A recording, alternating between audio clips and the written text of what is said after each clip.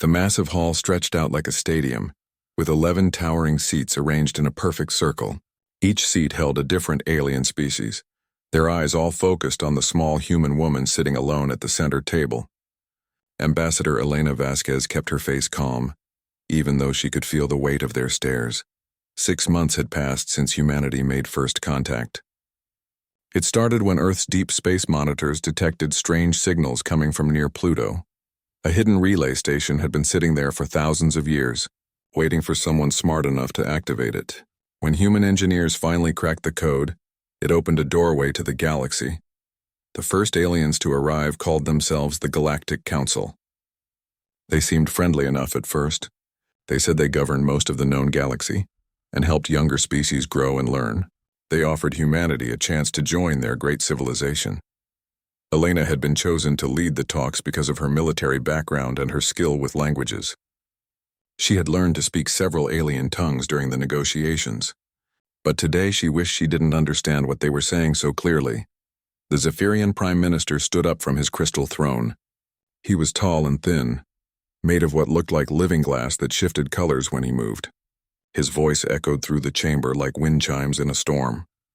"Ambassador Vasquez," he said, "we have been very patient with your species. We have answered your questions and shown you the wonders of our civilization. Now it is time to make your choice." Elena nodded slightly. "We appreciate the time you have given us, Prime Minister. What are your final terms?" The Quellian representative clicked his massive claws together. He looked like a giant crab crossed with a spider, with armor that gleamed under the chamber's lights. "The terms are simple and fair," he said. "All species must follow the same path when they join our council." Elena pulled out a small device and began recording. "Please state the terms clearly so I can report them accurately to Earth." The Prime Minister's colors shifted to a cold blue. "Very well. First, humanity must reduce its military forces by 60%. Your ships are too aggressive for a peaceful galaxy. Second, you will accept our cultural guidance teams on all your worlds. They will help you learn proper civilization. Third, 40% of your population will be moved to agricultural worlds where they can be useful. Fourth, humanity will have junior membership status with no voting rights for 500 years. Elena's pen moved steadily across her notepad. She had learned not to show surprise during these meetings, but inside her heart was racing. "Are there any other conditions?" A new voice spoke up. The Veltar ambassador was a floating jellyfish-like creature that communicated through patterns of light on its skin. "Your species shows concerning levels of independence. All human exploration beyond your home system must be approved by the Council. All trade must go through our networks. All technology development must be supervised." Elena finished writing and looked up. "And if we refuse these terms?" The chamber fell silent. The aliens looked at each other with what Elena had learned to recognize as confusion. Finally, the Drachmoth representative spoke. He was a massive lizard-like creature with scales that looked like metal. "Refuse? We do not understand this word in this context. I mean, what happens if humanity says no to your offer?" The Zephyrian Prime Minister's colors turned a dark red. "No species has ever refused council membership, Ambassador. It would be unwise." Elena felt a chill run down her spine, but she kept her voice steady. "That sounds like a threat, Prime Minister." "It is simply reality," the Quellian clicked. "Species that remain outside council guidance become dangerous. They develop weapons without wisdom. They expand without planning. They threaten galactic peace. We cannot allow such things." Elena nodded slowly. "I see. And what happens to species that threaten galactic peace?" The silence stretched on for long seconds. Finally, the Drachmoth ambassador spoke in a low growl. "They are corrected." Elena closed her notepad and stood up. The alien seemed surprised by her sudden movement. "I need to consult with my government," she said. "These are significant terms that require careful consideration." The Prime Minister's colors shifted back to blue. "Of course. We understand that primitive species need time to accept reality. You have 24 hours to give us your answer." Elena felt anger flash through her at the word primitive, but she kept it off her face. "Thank you for your patience. I will have an answer for you tomorrow." As she walked toward the exit, she could hear the aliens talking among themselves in their various languages. She understood enough to catch the general meaning. They were already discussing which human worlds they would oversee first.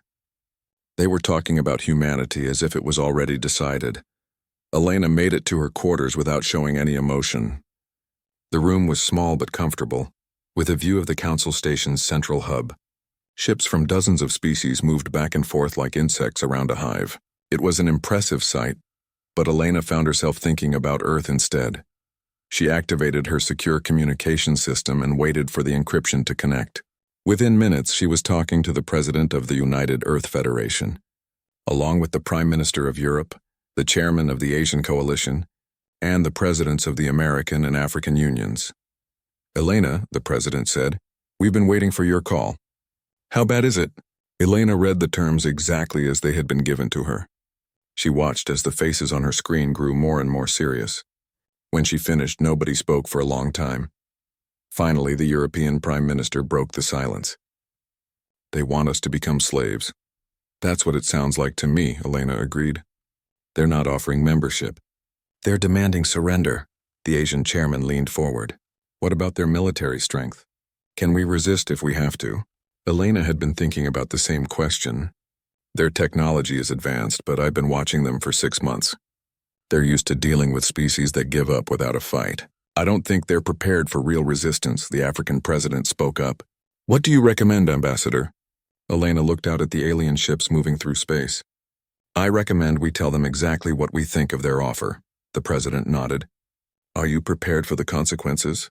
Elena smiled for the first time in days. "Sir, I've been preparing for consequences my whole life. The question is whether they're prepared for ours." They talked for another hour, going over options and backup plans, but in the end the decision was unanimous. Every major government on Earth agreed. Humanity would not surrender its freedom to anyone, no matter how advanced they claimed to be. After the call ended, Elena sat in her chair and looked out at the stars. Tomorrow, she would walk back into that chamber and give the aliens an answer they had never heard before. She wondered how they would react when they realized that some species would rather fight than kneel. Elena opened her personal files and began reviewing the intelligence reports that had been sent from Earth. For 6 months, human agents had been quietly gathering information about the Council and its member species. What they had learned was very interesting indeed. She smiled again. Tomorrow was going to be a very educational day for the Galactic Council. Elena walked into the Council chamber exactly 24 hours after she had left. The aliens were already in their seats talking quietly among themselves. She could hear fragments of their conversations as she approached the center table. The Zephyrian Prime Minister was discussing human agricultural output with the Veltar ambassador. The Quellian representative was asking about Earth's mineral resources. They were already dividing up humanity's assets like merchants at a market. Elena took her seat and waited. The conversation slowly died down as the aliens noticed her presence. The Prime Minister's crystal body shifted to a pleased yellow color. "Ambassador Vasquez," he said, "we trust you have good news for us today." Elena opened her notepad and stood up. "I have spoken with my government and received their official response to your terms." The chamber grew quiet. Elena could feel the weight of expectation in the air. Every alien in the room was waiting for humanity's surrender. "After careful consideration of your offer," Elena said in a clear, calm voice, "the United Earth Federation respectfully declines membership in the Galactic Council under the proposed terms." For a moment, nobody moved. Nobody spoke. The silence stretched on like a held breath. Then the chamber erupted in chaos. The Quellian representative's claws clattered against his seat. The Drachmoth ambassador's roar echoed off the walls. The Veltar's skin flashed angry red patterns. A dozen alien voices filled the air with confusion and outrage. The Prime Minister's colors cycled rapidly through the spectrum before settling on a deep, angry purple. "Ambassador," he said, his voice cutting through the noise, "I believe there has been a misunderstanding." Elena remained standing. "No misunderstanding, Prime Minister." Earth's answer is no. The Drachmoth ambassador leaned forward, his massive head lowering toward Elena. "Perhaps you do not understand the situation, human. This was not a request." "I understand perfectly," Elena replied. "You made demands. We are declining to meet them." The Quellian's claws scraped against the floor as he shifted in his seat. "No species has ever refused council guidance. It is not possible." Elena turned to face him directly. "It appears to be very possible. We just did it." The Prime Minister raised one hand and the chamber fell silent again. His colors had stabilized to a cold, threatening blue. Ambassador Vasquez, perhaps your species does not understand the realities of galactic politics. Species that refuse council oversight inevitably become threats to peace and stability. We cannot permit such threats to exist. Elena felt her military training kick in. The threat was now explicit. Are you threatening humanity, Prime Minister? We are explaining reality. The Veltar ambassador's skin flashed. Unguided species develop dangerous technologies. They expand without wisdom. They become aggressive and unpredictable. History has shown us this pattern many times. Elena nodded thoughtfully. And what happens to these dangerous species? The Drachmoth ambassador's eyes glowed like burning coals. They are corrected. For the good of the galaxy. Elena reached into her jacket and pulled out a small communication device. She held it up so everyone could see it, then activated it for all to hear. Message to Earth Command, she said clearly. Council representatives have made explicit threats against human sovereignty and territorial integrity. Recommend immediate implementation of Protocol 7. A voice crackled back through the device. Message received and confirmed, Ambassador. Protocol 7 is now active. All human assets are moving to secure positions. Elena clipped the device back to her jacket and looked around the chamber. The aliens were staring at her with expressions she was learning to read as shock and confusion.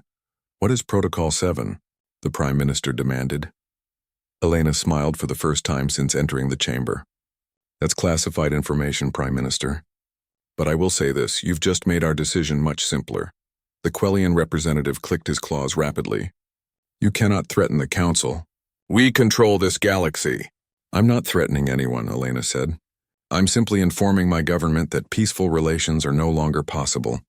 You've made it clear that you consider us a threat that must be corrected. That changes everything. She picked up her notepad and moved toward the exit. Behind her, alien voices rose in alarm and confusion. Where are you going? The Drachmoth ambassador roared. Elena paused at the chamber door and turned back. I'm going home. This meeting is over. The Prime Minister's colors flashed rapidly. You cannot simply leave. We have not dismissed you. With respect, Prime Minister, you are not my government. You have no authority over me or my species. We came here in good faith to discuss peaceful cooperation. Instead, you offered slavery with pretty words. When we declined, you threatened us. I believe that concludes our business. Elena began walking again, but the Prime Minister's voice stopped her once more. If you leave this chamber, Ambassador, you will be declaring your species an enemy of galactic peace. Are you prepared for the consequences of that declaration? Elena turned around one final time. Her military bearing was obvious now, the diplomatic mask completely gone. Prime Minister, let me be very clear about something. You've spent 6 months telling us how primitive and weak we are. You've assumed we're helpless without your guidance. You've treated us like children who should be grateful for your attention. She took a step back toward the center of the chamber. But here's what you've never bothered to ask. How did a primitive species build a relay station that you didn't detect?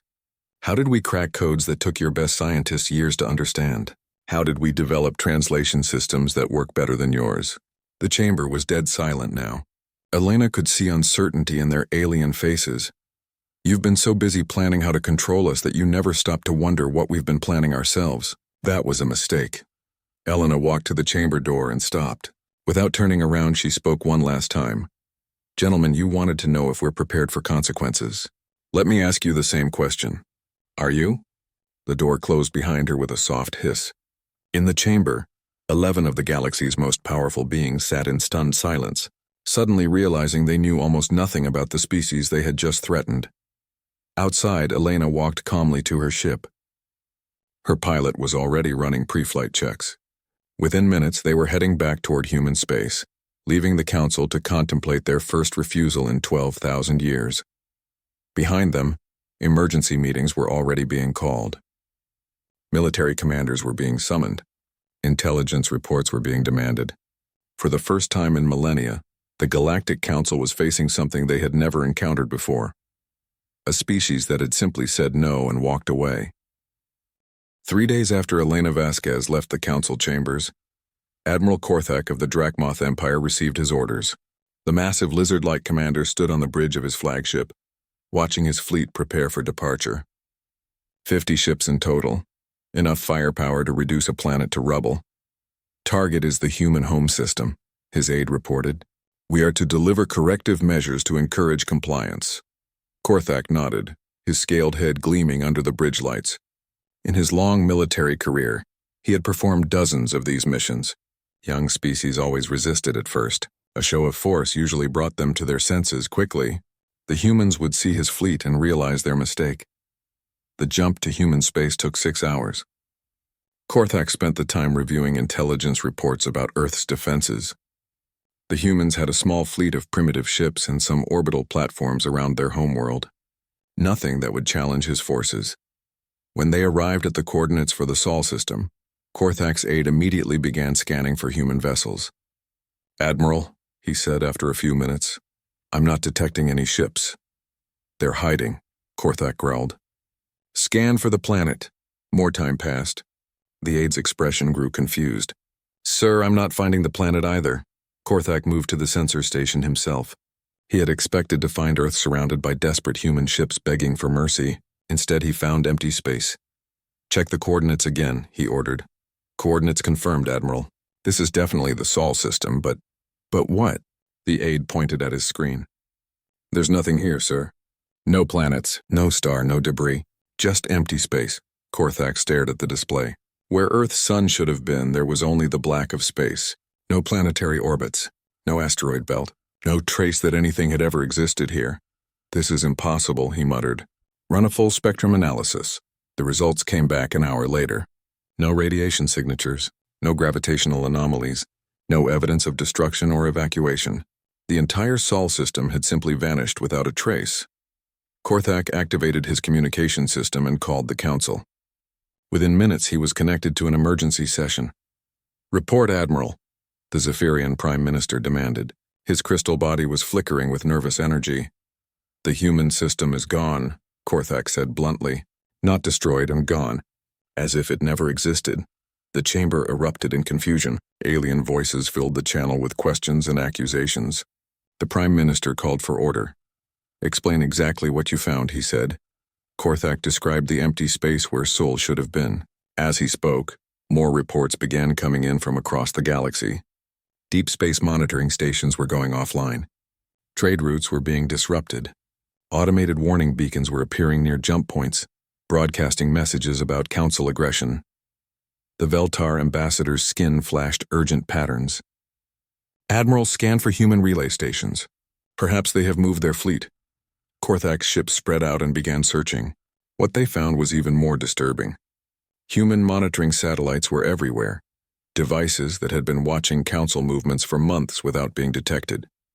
Most were already powering down and self-destructing, but a few remained long enough to broadcast final messages.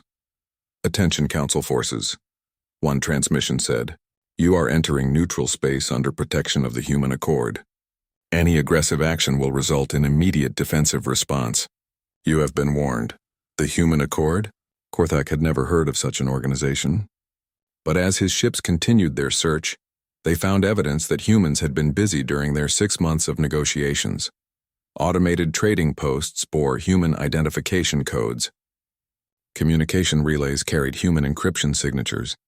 Most shocking of all, several independent worlds were broadcasting declarations of alliance with humanity.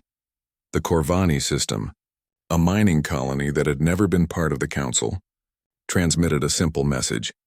The Corvani Republic acknowledges the sovereignty of the Human Federation and requests protection under the Human Accord. Korthak forwarded all the data to the Council. The emergency session stretched on for hours as representatives tried to understand what they were dealing with.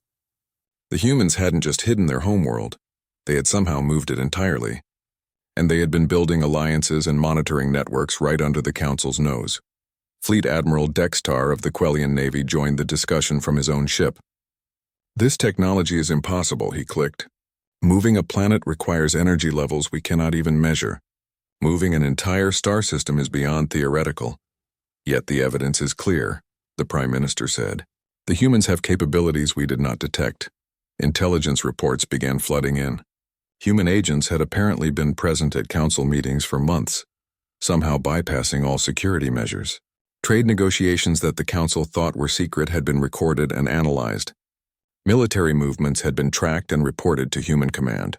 The Drachmoth representative snarled from his seat. How many species are working with them? The answer was disturbing. At least 15 independent worlds had declared for the human accord. 3 minor council member species were requesting emergency sessions to discuss their status. Trade networks that had operated for centuries were suddenly refusing council ships. Admiral Korthak received new orders to investigate human activities in the Outer Rim. What his scouts found there was even more shocking. Entire sectors that the council considered empty contained human installations. Defensive platforms surrounded jump points. Mining operations extracted resources that were being traded to non-council species. How long have they been here? Korthak asked his intelligence officer.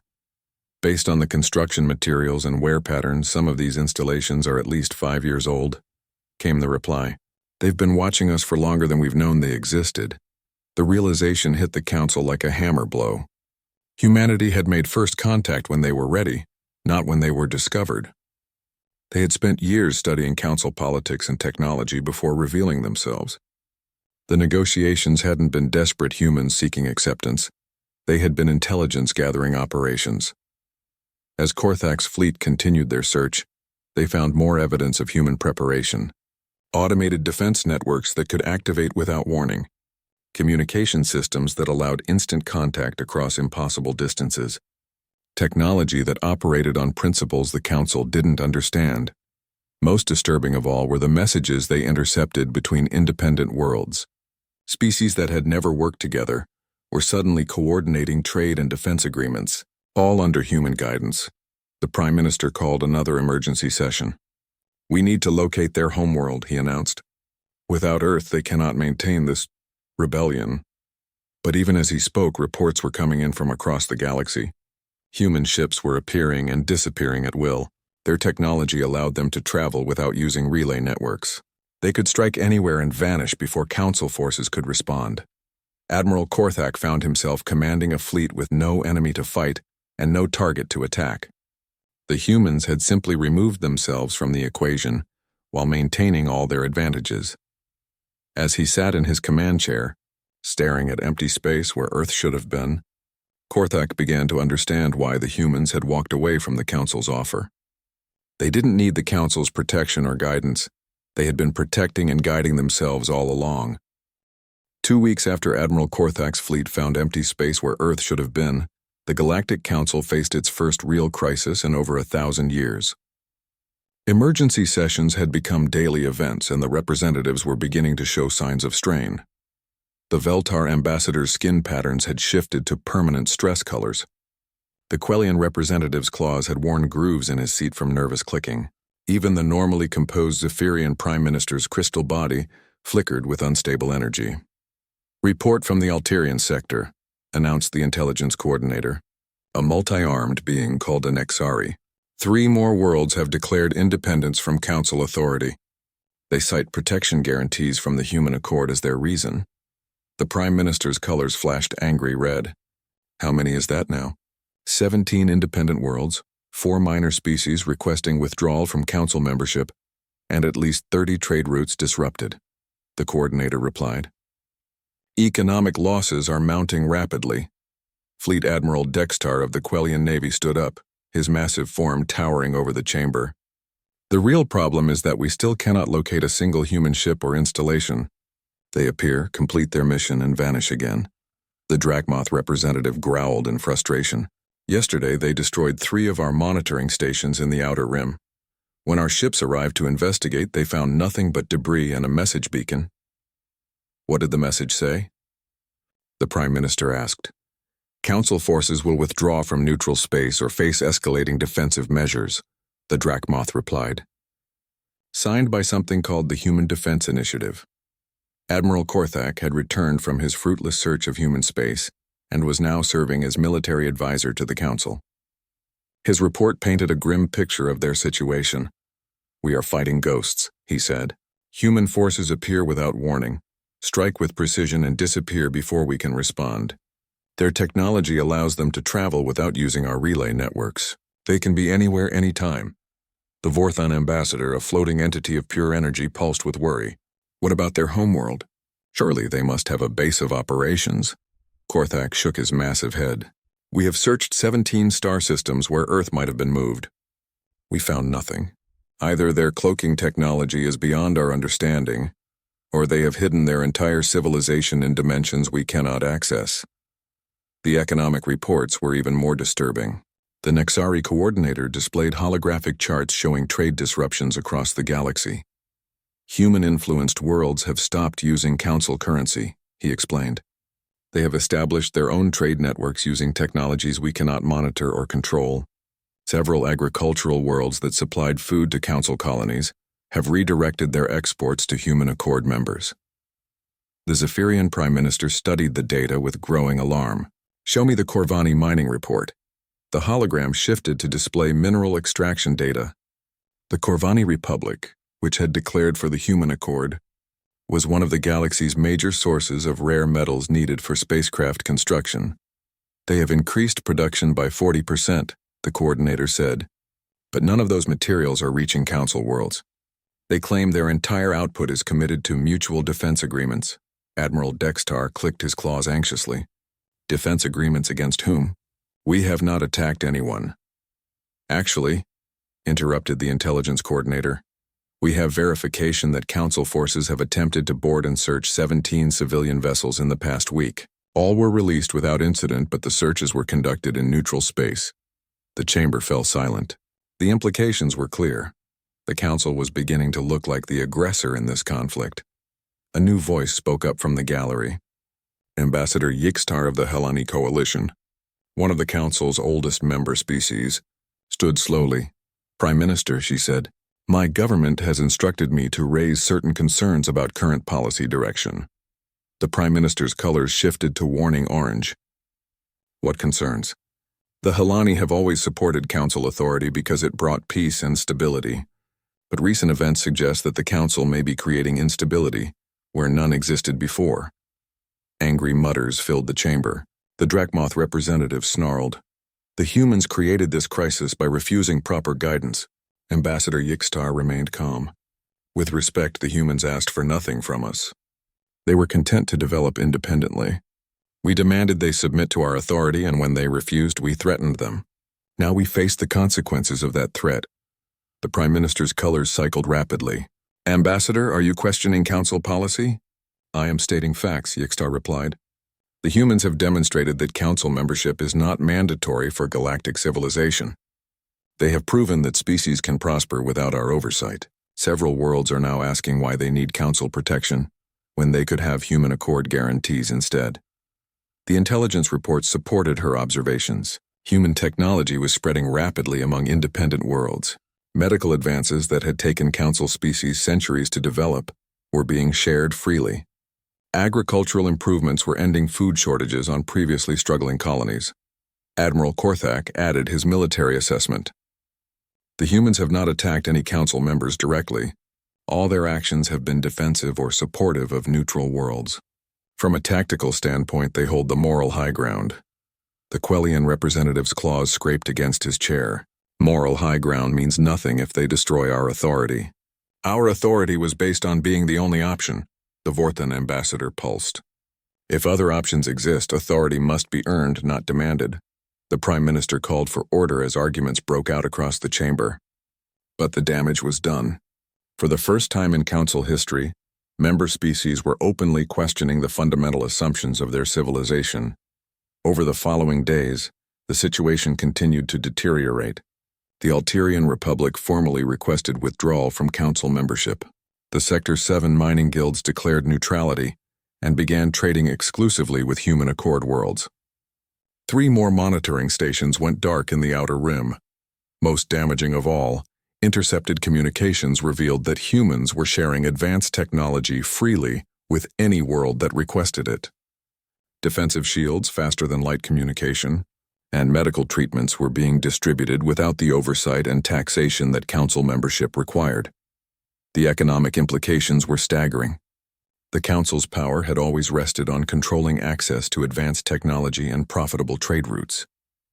If humans could provide the same benefits without demanding submission, the entire foundation of council authority was threatened. Admiral Korthak submitted his final report to the emergency session. Military action against the humans is inadvisable, he concluded. We cannot locate their forces to attack them. Any aggressive moves against their allies will only prove their point about Council tyranny, and their defensive capabilities appear to be far beyond our ability to overcome. The Prime Minister's crystal body had settled into a dull, defeated gray. Recommendations? Negotiate, Korthik said simply. Before we lose everything. But even as he spoke, new reports were coming in. The Outer Rim territories had voted to form an independent federation under human accord protection. Half the galaxy was now outside Council control, and the rebellion was spreading faster than they could contain it. The unthinkable had happened. The Galactic Council was losing a war they had started against an enemy they couldn't find, fought with weapons they didn't understand, over principles they had never questioned before. And somewhere in the darkness between the stars, humanity was proving that sometimes the best way to win a war is to make your enemy defeat themselves. 6 months after Elena Vasquez walked out of the council chambers, the galaxy had changed beyond recognition. The emergency sessions had become permanent, with council representatives meeting daily to address the growing crisis. What had started as a simple refusal had become a complete revolution. The numbers told the story. 7 member species had formally withdrawn from the council. 12 more had suspended their participation while they reviewed their options. The human accord now included over 40 worlds, and more were joining every week. Prime Minister Zex Lani, the Zephyrian leader, stood before a nearly empty chamber. His crystal body had lost its vibrant colors and now appeared dull and gray. Only 5 of the original 11 council species remained active members. Trade revenues are down 70%, reported the Nexari coordinator. Most shipping lanes are now controlled by human accord forces. Our taxation authority extends to less than 30% of our former territory. Admiral Korthak, despite being one of the few military leaders still loyal to the council, delivered an equally grim assessment. Our fleets are stretched thin protecting the core worlds. We have no capacity for offensive operations, and our defensive positions are constantly being probed by unknown vessels. The Drachmoth representative, one of the few hardliners still attending sessions, snarled in frustration. How can we have lost half the galaxy to a species we cannot even find? The answer came from an unexpected source. The chamber's main communication array activated without being prompted, overriding all security protocols. The massive screen filled with the image of a human woman sitting behind a simple desk. Elena Vasquez looked exactly as she had 6 months ago, calm and professional. But behind her, visible through a large window, was Earth. The blue and green world hung in space, but the star patterns visible beyond it were wrong. It was definitely not the Sol system. Members of the Galactic Council, Elena said, her voice filling the chamber. I am Ambassador Elena Vasquez of the United Earth Federation. I am broadcasting this message to every inhabited world in the galaxy. The Prime Minister tried to cut the transmission, but his controls were not responding. Somehow the humans had overridden every communication system simultaneously. 6 months ago, Elena continued, the Council offered humanity a choice between submission and conflict. We chose a third option, independence. Today I want to explain what that choice has meant, both for us and for the galaxy. Elena stood up and moved to the window. Earth rotated slowly behind her, clearly visible but impossible to locate. The Council operated on a simple principle, that younger species needed guidance and control from their elders, that advanced civilizations must govern primitive ones for the good of all. We rejected that principle not out of arrogance but out of experience. She turned back to face the camera. Humanity spent centuries learning to govern ourselves. We made mistakes, fought wars, and suffered greatly. But we also learned that freedom and responsibility go together. That progress comes from choice, not from force. Elena activated a display screen that showed technical diagrams.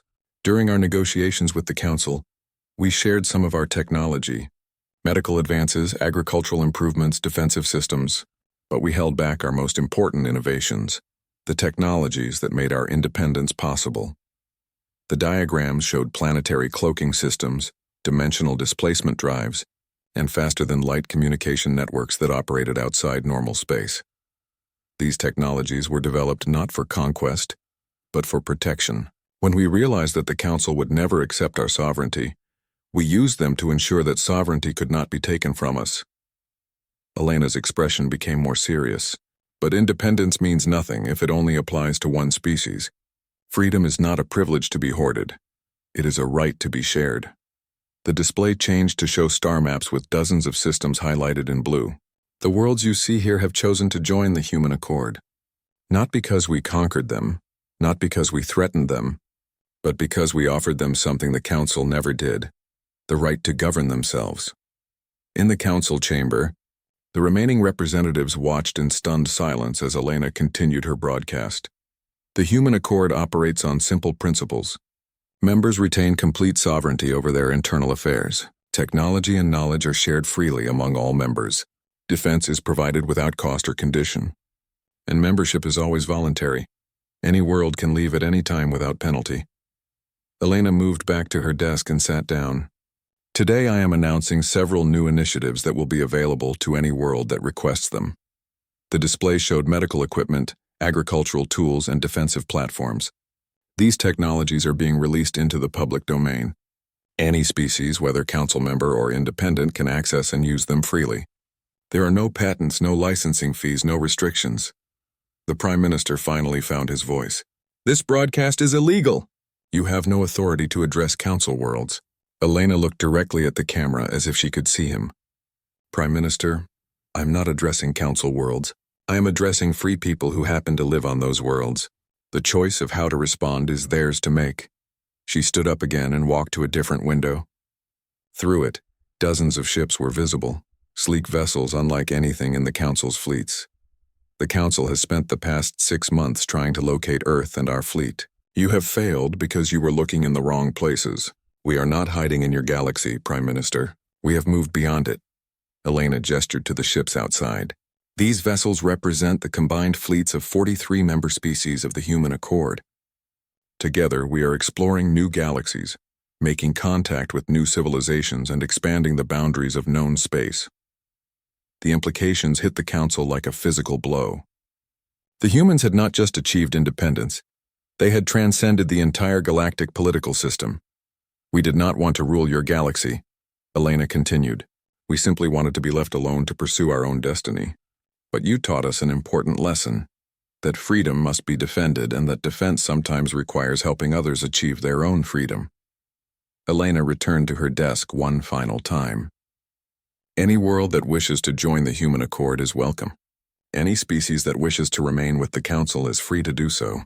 Any government that threatens the sovereignty of others will discover that the galaxy is much larger and more complex than they imagined. The display showed contact information and coordinates for human accord representatives throughout the galaxy. The age of the Council's monopoly on galactic civilization is over. The future belongs to free peoples working together by choice, not to empires built on submission and fear.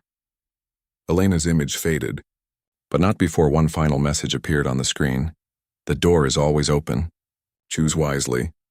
The transmission ended, leaving the Council chamber in total silence. Then the communication array came alive with incoming messages. Dozens of worlds were requesting contact information for human accord representatives.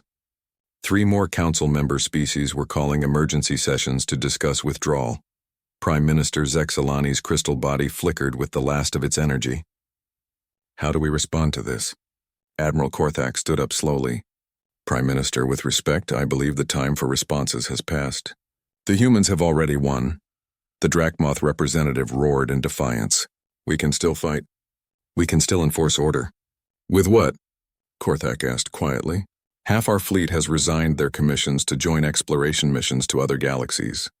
The other half is protecting worlds that are voting on independence every day. We have no enemy to fight because they have moved beyond our reach. Over the following weeks, the final collapse came swiftly. The Helani coalition formally withdrew, taking 5 sector governments with them. The Outer Rim territories voted to join the human accord. Even some of the core worlds began questioning why they needed Council protection, when human accord membership offered more benefits with fewer restrictions. The Galactic Council, which had ruled for 12,000 years, found itself governing less than a dozen worlds and facing bankruptcy as trade revenues disappeared. In the end, Elena Vasquez had been right. Walking away from the table had been the most powerful move of all. By refusing to play by the Council's rules, humanity had changed the game entirely. The galaxy was free, and freedom, once tasted, proved to be far more appealing than the security of submission. Somewhere in a distant galaxy, human ships worked alongside their alien allies, exploring new worlds and meeting new species. And when those species asked about joining their civilization, the answer was always the same. The choice is yours. We're here to help, not to rule. It was a lesson the old Galactic Council had never learned, and the reason why they were now just another failed empire in the long history of the stars.